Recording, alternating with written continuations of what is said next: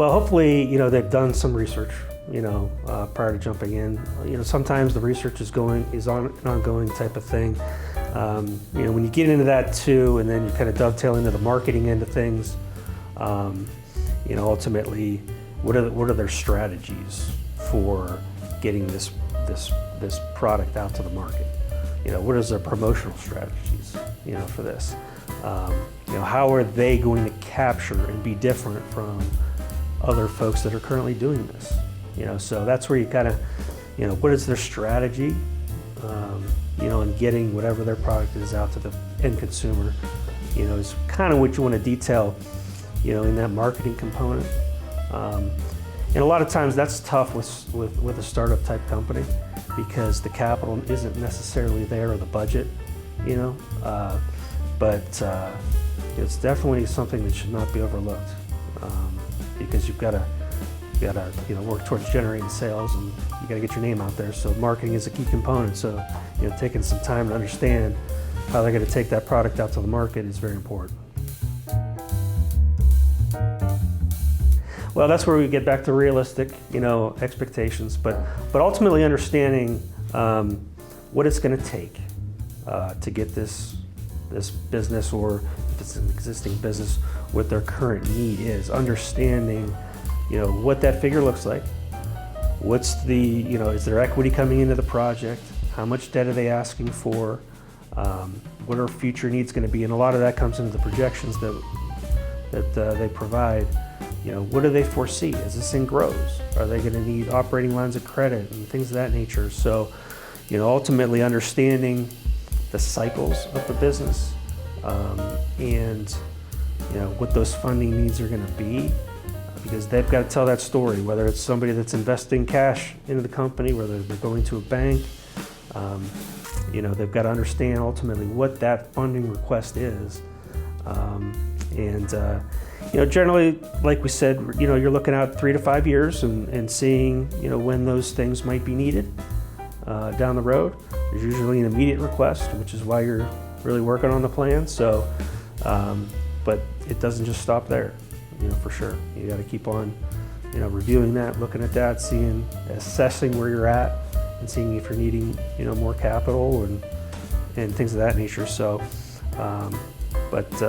ultimately, you kind of want to, and working with, maybe some accounting personnel might be able to tell you, hey, this is the type of asset that you're using to secure this loan. This is a reasonable time frame on which you can maybe acquire some debt on, whether it's 7, 10 years or so, and bake that into their cash flow projections. And does it make sense? Does it ultimately fit that mold, of what they're looking to do?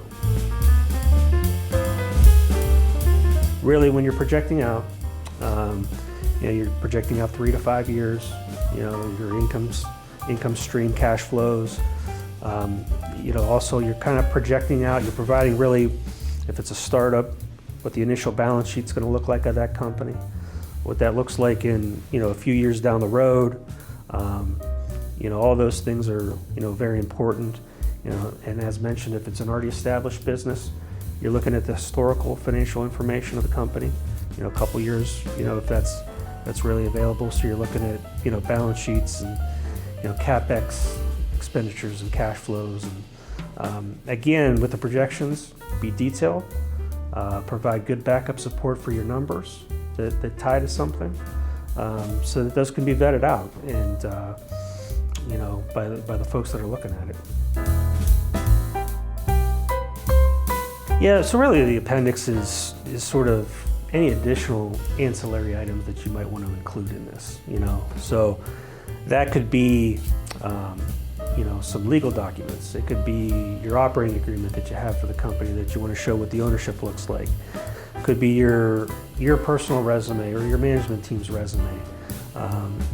Could be, maybe a specific order or contract that you have that's behind this whole business that you're working on. So providing, those pertinent documents that are just going to help tell your story, ultimately, is what you're going to want to provide in there. From an appendix standpoint, just some add-ons, so to speak. And it's with anything, the more organized, the more detailed things are, the quicker the process will go. It'll eliminate some of the back and forth that you have, both with, say, a lender or an investor. So all I can say is just the more detailed you are, the smoother your process. It's not going to maybe guarantee that you might get what you're looking for, but it'll definitely make that process a lot smoother and easier for you. Yeah, so ultimately, as a community banker, we see a lot of new businesses, new startups. A lot of times we have to educate them on, hey, we need a business plan, and this is what you need in there. And you kind of try to work hand in hand with them. A lot of businesses, sometimes, the startups, they might need to go, the SBA route as well, which we partner with. So we kind of help walk them through that process of what's required. What they need to provide the bank to help try to tell their story and securitize that funding. So you try to work hand in hand with those folks. Especially as a community bank, it's we're built on small businesses. And that's where we like to step in, and that's the bread and butter. That really creates the majority of the jobs in our marketplace. So that's where our time and efforts are spent here, especially with farmers.